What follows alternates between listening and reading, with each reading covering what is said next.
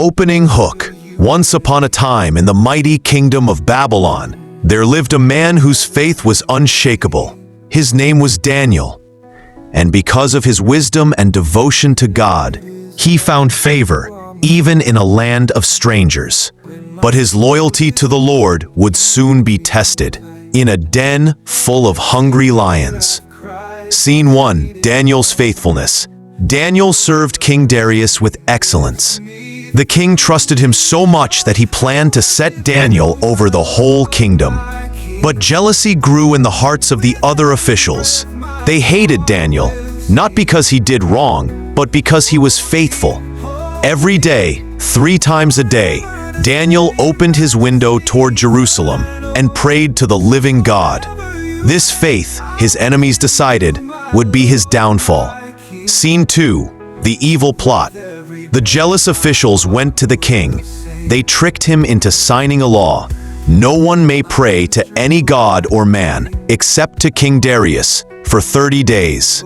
Anyone who disobeys will be thrown in den of lions. King Darius, not realizing their scheme, signed it. The law of the Medes and Persians could not be changed. Scene 3. Daniel's arrest. But Daniel would not bow. Even when the law was proclaimed, he continued to pray, just as he always had. When the officials caught him, they rushed to the king. "Daniel has broken the law," they shouted. King Darius was crushed, for he loved Daniel. But his word was law, and so Daniel was arrested, and the sentence was clear: the lion's den. Scene 4. Into the den. At sunset, Daniel was lowered into the pit. The lions roared, their eyes glowed in the dark. King Darius, with sorrow in his heart, said, "May your God, whom you serve continually, deliver you." A heavy stone was rolled over the mouth of the den. The king sealed it with his ring.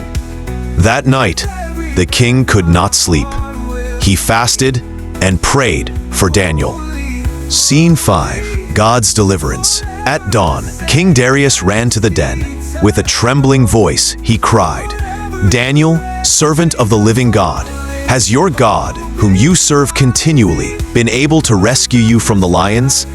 From the darkness came Daniel's voice. "O king, live forever. My God sent his angel and shut the lions' mouths. They have not hurt me, because I was found innocent before him and before you." Joy filled the king's heart. Daniel was lifted out, untouched by a single claw. Scene 6. Justice and victory. But the wicked officials, those who schemed against Daniel, were thrown into the den instead. And before they even reached the floor, the lions overpowered them.